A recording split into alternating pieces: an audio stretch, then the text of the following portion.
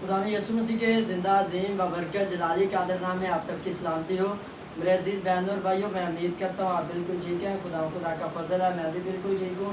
और ये खुदा की मोहब्बत है कि वो हमें बिल्कुल तंदुरुस्त रखते हैं, सेहतमंद रखते हैं, सही सलामत रखते हैं। खुदा की इस अजीम मोहब्बत के लिए हम खुदाए अजीम के शुक्रिया अदा करते हैं। और आज इन खूबसूरत लम्हों में हम खुदा के कलाम में से जिस बात पर गौर करने वाले हैं कि देखें, साल से आप सुनते आ रहे हैं कि तौबा करो क्योंकि आसमान की बादशाही नज़दीक आ गई है। तो आज हम गौर करेंगे खुदा के कलाम में से कि बादशाही के वारिस, आज का जो हमारा मजमून है बादशाही के वारिस के कौन लोग हैं जो बादशाही का हिस्सा बनेंगे, कौन लोग हैं जो खुदा की बादशाही में शामिल होंगे, कौन लोग हैं जो खुदा की बादशाही का हिस्सा नहीं बन सकते। तो आज खुदा के कलाम में से देखेंगे, बादशाही के वारसों पर गौर करेंगे कि कौन से लोग हैं जो खुदा की बादशाही के वारिस होंगे। खुदा के कलाम में से मेरे साथ आज आप हवाला देख सकते हैं, पौलुस रसूल का खत गलतियों की कलीसिया के नाम, पौलुस रसूल का खत और उसका 5वां बाब,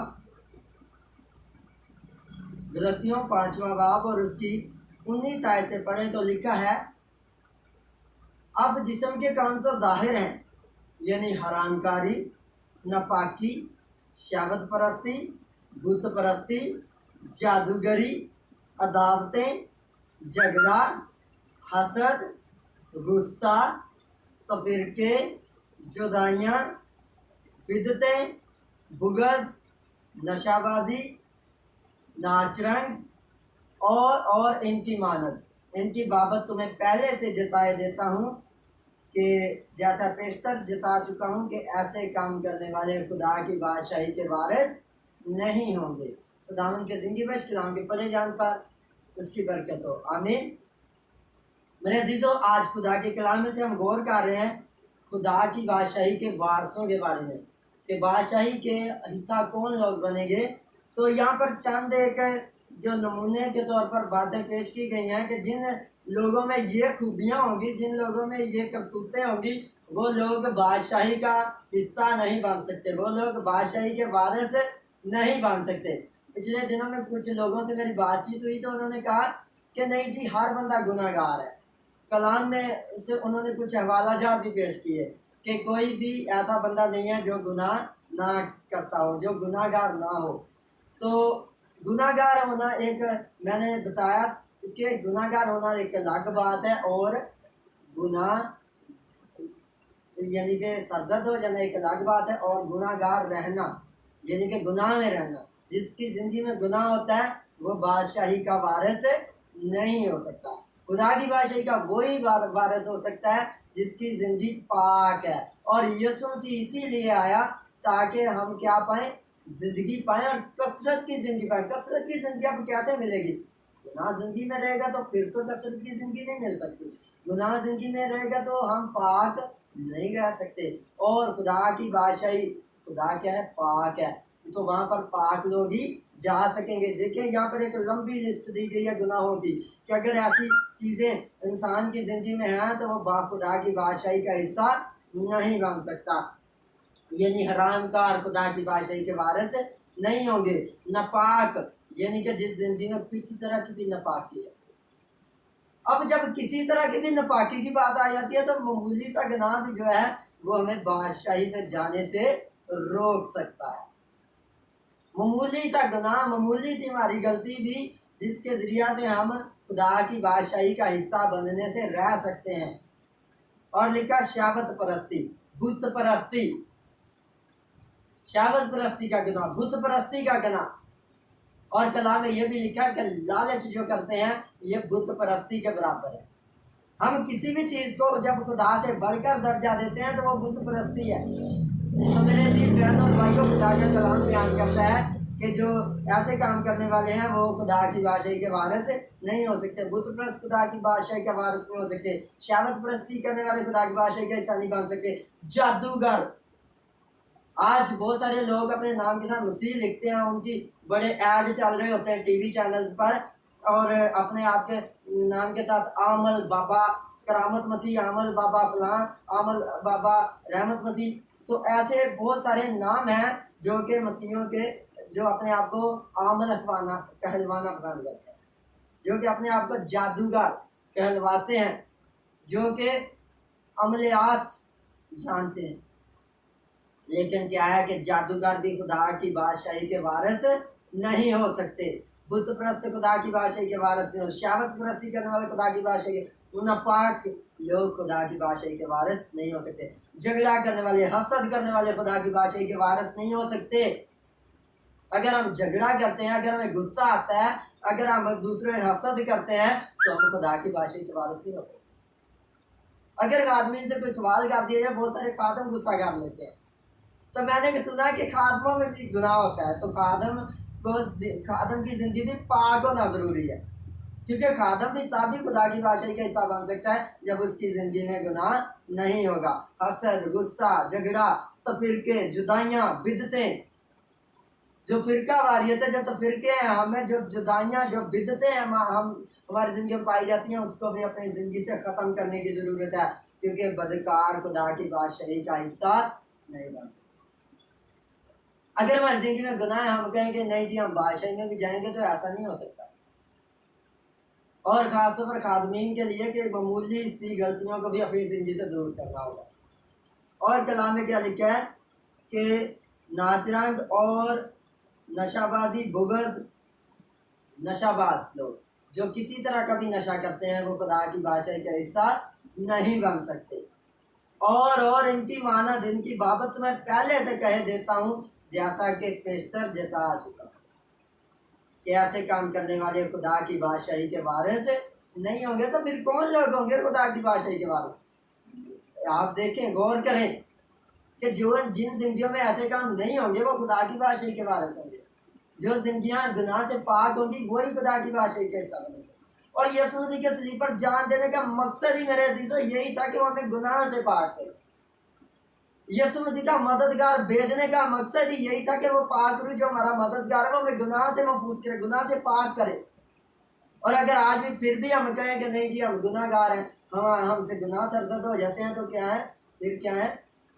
कलाम में एक आयत जो कि अक्सर लोग पेश करते हैं कि अगर हम अपने आप को कहें कि हम गुनाह नहीं करते, हम पाक हैं, तो हम अपने आप को फरेब देते हैं। बिल्कुल लिखा है। और उन लोगों के लिए लिखा है जिनका मददगार पाकरू नहीं है, जिन्होंने खुदा के बेटे यीशु को कबूल नहीं किया, जिनके गुनाह अभी तक मुआफ नहीं हुए। और मैं आज ऐसे लोगों को कहना चाहता हूँ जो अपनी ज़िंदगी में गुनाह को फील करते हैं कि अपने गुनाह से तौबा करें, क्योंकि जो गुनाह से तौबा करते हैं वो अपने आप को निजात याफ्ता कहलवा सकते हैं, वो निजात याफ्ता हैं। कुछ लोगों ने ऐसी भी मिसालें पेश की खुदा के कलाम की कि जी फरीसी और दूसरा शख्स गुनाहगार जो था दुआ करने के लिए थे।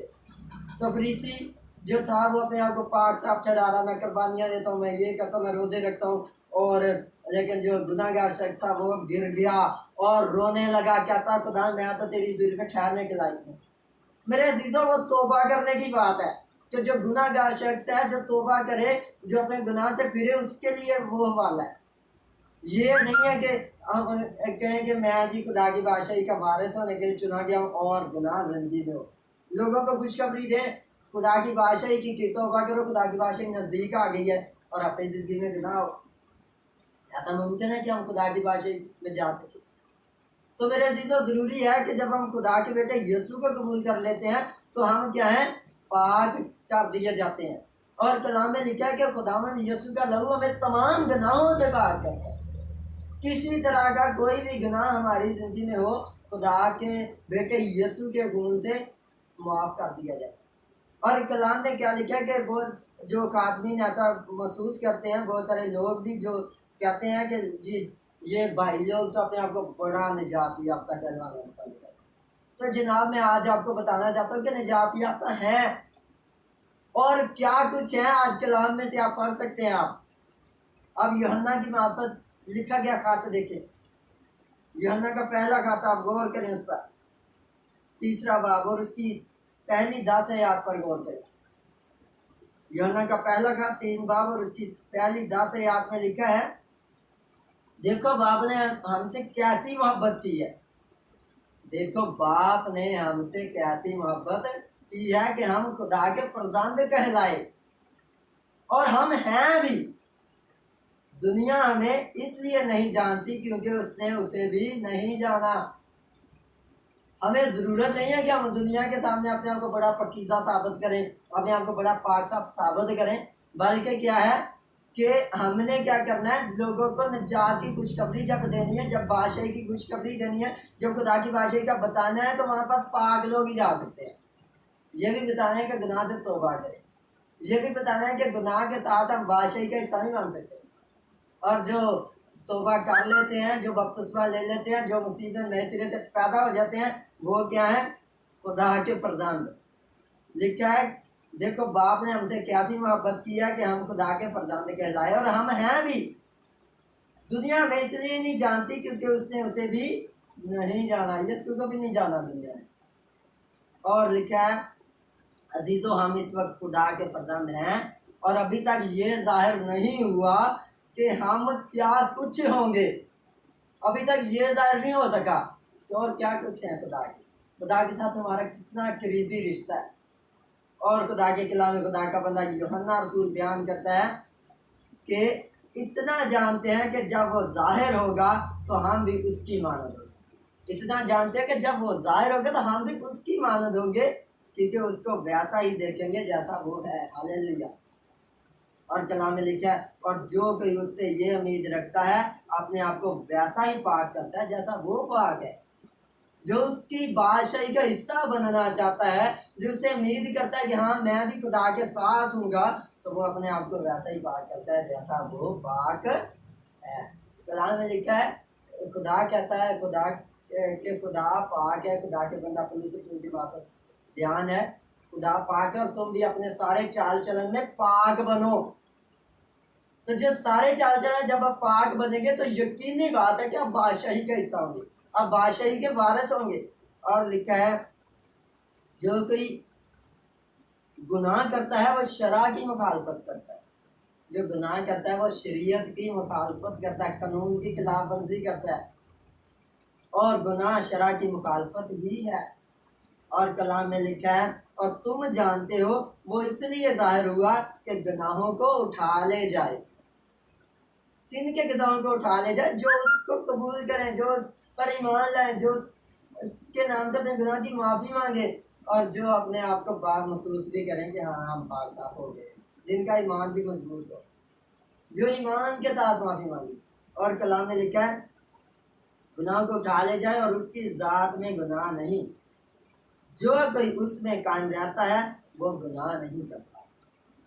जो कोई उसमें कायम रहता है वो गुनाह नहीं करता। अब आप सोच रहे हैं कि वो गुनाह कैसे नहीं करता, तो मेरे अजीज बहनों और भाइयों को मददगार किस लिए बख्शा गया? मददगार आपकी रहनुमाई के लिए, आपकी तकवीयत के लिए, आपको तालीम और तरबियत के लिए। तो वो आपको बताए कि गुनाह नहीं करना, गलत काम नहीं करना। तो कलाम में क्या लिखा है कि आगे अगर देखें खुदा के कलाम में से कि जो कोई गुनाह करता है ना उसने उसे देखा है और ना जाना है। जो गुनाह करता है उसने उसे देखा ही नहीं है, वो यीशु के बारे में भी जानता ही नहीं है कि वो कितना पाक है। तो कलाम में अगर देखें तो लिखा है आए बच्चों किसी के फरेब में ना आना। आए बच्चों किसी के फरेब में ना आना। कि जी हर शख्स गुनाह करता है, हर जिंदगी में गुनाह है। ऐसी फरेब वाली बातों का शिकार नहीं हो जाना कि जी गुनाहगार भी दुनिया का हिस्सा है। दुनिया का हिस्सा जरूर है, बादशाही के वारिस नहीं हो सकते। बादशाही में वही जाएंगे जो पाक होंगे। और कलाम में क्या लिखा है जो रास्तबाजी के काम करता है वही उसकी तरह रास्तबाज। जो रास्तबाजी के काम करता है वही उसकी तरह रास्तबाज है। जो शख्स गुनाह करता है वो इब्लीस से है। देखिए कितनी बड़ी बात है। जो शख्स गुनाह करता है वो इब्लीस से है, क्योंकि इब्लीस की रहनुमाई को चाहता है। इब्लीस चाहता है कि हाँ आप गुनाह में रहें, इब्लीस चाहता है कि हाँ आप कहें कि मैं गुनाहगार हूँ। लेकिन खुदा ऐसा नहीं चाहता कि हम अपने आप को गुनाहगार कहलवाएं। हम गुनाह में रहें, हम गुनाह में ठहरे रहें, बल्कि खुदा चाहता है कि हमारे गुनाह मुआफ़ कर दिए जाएँ। और लिखा है क्योंकि इब्लीस शुरू ही से गुनाह करता रहा। इब्लीस का शुरू ही से यही काम है, गुनाह करना, बदी करना, नाफरमानी करना। और कलाम में लिखा है खुदा का बेटा इसीलिए ज़ाहिर हुआ कि इब्लीस के कामों को मिटाए। खुदा के बेटे के आने का मकसद इब्लीस के कामों को मिटाना है, ना कि इब्लीस के कामों को साथ लेकर चलना। और इब्लीस के जो काम है यानी गुनाह है, जो बदकारियाँ हैं, जो बुत परस्ती, जो झूठी गवाही देना, जो लालच है, जो हसद है, जो गुस्सा है, जो तफरके हैं, जो जुदाइयाँ हैं, जो बिदतें हैं, ये सारी चीज़ों के मालिक होते हुए हम बादशाही के सही मान सकते, हम खुदा की बादशाही में शामिल नहीं हो सकते। और कलाम में लिखा है जो कि खुदा से पैदा हुआ है वो गुनाह नहीं करता, क्योंकि उसका तुकम उसमें बना रहता है। जो कि खुदा से पैदा हुआ वो गुनाह नहीं करता, जो नए सिरे से पैदा होता है, जो खुदा के बेटे यीशु पर ईमान लाता है, क्योंकि वो तो खुदा को बाप कहता है। तो अब बच्चे खुदा के बच्चे हों और कहें कि मेरी जिंदगी में गुनाह हो जाता है, इट इज़ नॉट गुड। खुदा को ये पसंद नहीं है। आप खुदा की बादशाही में नहीं जा सकेंगे ऐसे। और खुदा के कलाम में लिखा है बल्कि वो गुनाह कर ही नहीं सकता, क्योंकि खुदा से पैदा हुआ है। जो खुदा के बेटे हैं वो गुनाह नहीं कर सकते। हाँ, इंसान है, जिस्म रखते हैं, आप गुनाह में गिर जाते हैं, लेकिन आपको गिरने से पहले खुदा का पाक रूह तलीम देगा, तरबियत करेगा, बेटा ये काम ठीक नहीं है। तो ज़रूरी क्या है कि गुनाह से बचें, ज़रूरी क्या है कि अपने आप को गुनाह से महफूज करें, ज़रूरी क्या है कि अपने आप को पकीज़ा जानें मसीह में। कभी ये ना सोचें कि हम नपाक, क्योंकि नपाक शख्स बादशाही में जा नहीं सकता। और कलाम में लिखा है इसी से खुदा के फरजंद और इब्लीस के फरजंद ज़ाहिर होते हैं। इसी से खुदा के फरजंद और इब्लीस के फरजंद ज़ाहिर होते हैं। शैतान के फरजंदों का भी यहाँ पता चलता है। जो शख्स गुनाह पर गुनाह करता रहता है, कलाम में ये भी लिखा है उसकी बालदान खोपड़ी को चीरता है। तो ज़रूरी क्या है गुनाह से बचना, ज़रूरी क्या है अपनी ज़िंदगी को पाक साफ रखना, ज़रूरी क्या है निजात याफ्ता कहलाना, ज़रूरी क्या है बादशाही के वारिस होना। कलाम में लिखा है जो कि खुदा से पैदा हुआ वो गुनाह नहीं करता, और लिखा है वो गुनाह कर ही नहीं सकता, क्योंकि उसका हुक्म उसमें बना रहता है। इसी से खुदा के फरजंद और इब्लीस के फरजंद ज़ाहिर होते हैं।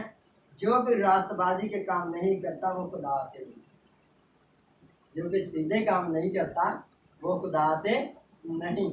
ज़रूरत है कि अपनी ज़िंदगी सही रास्ते पर चलाए।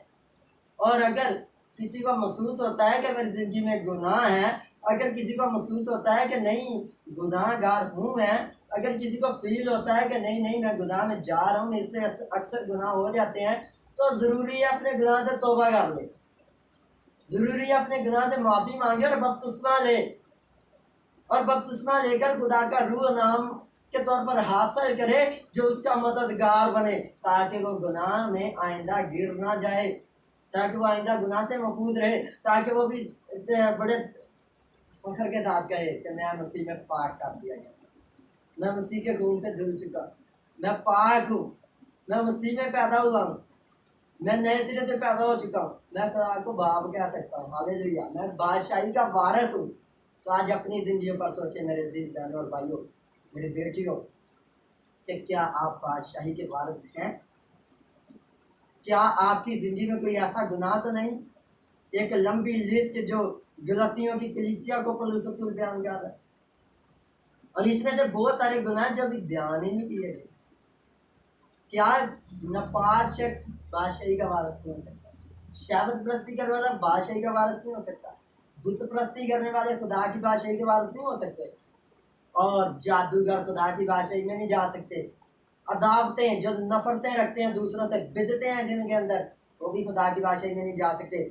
झगड़ा करने वाले, हसद करने वाले खुदा की बादशाही के वारिस नहीं हो सकते। गुस्सा करने वाले खुदा की बादशाही में नहीं जा सकते। और कलाम में लिखा है तो फिर के जुदाइयाँ, बिदतें, बुग़्ज़, नशाबाजी करने वाले, जो नशाबाज लोग हैं, जो किसी तरह का भी नशे में गिरफ्तार हैं, वो खुदा की बादशाही का हिस्सा नहीं है। ज़रूरी है अपने गुनाह से तौबा करें, और कलाम में लिखा है नाच रंग और इनकी मानो। इनकी बाबत तुम्हें पहले से कहे देता हूँ, और जैसा पेशतर जता चुका हूँ, से पहले भी कह चुका था कि खुदा की बादशाही में पाक लोग जा सके। और बाइबल मुकद्दस में खुदा का कलाम बार बार हमें यही तालीम तरबियत कर रहा है। जब से हमने आसमान की बादशाही का जिक्र सुना, हमें साथ ही ये बात बता दी थी कि तौबा करो क्योंकि आसमान की बादशाही नजदीक है। और जब तक गुनाह से तौबा नहीं करेंगे, जब तक नए सिरे से पैदा नहीं होंगे, जब तक तौबा करके बपतिस्मा नहीं लेते, जब तक पाक रूह मददगार के तौर पर उस नाम को हासिल नहीं कर लेते, तो हमें अपने आप को गुनाहगार फील करते रहें। ज़रूरी है कि उस पाक रूह को अपने अंदर रहने दीजिए, ज़रूरी है कि उसकी रहनुमाई में चलिए, कलाम की तालीम हासिल कीजिए, तौबा कीजिए, बपतिस्मा लीजिए और अपने आप को खुदा की बादशाही का हिस्सा बनाइए, ताकि आप भी खुदा की बादशाही के वारिस हो सके। खुदा आप सबको बरकत दे।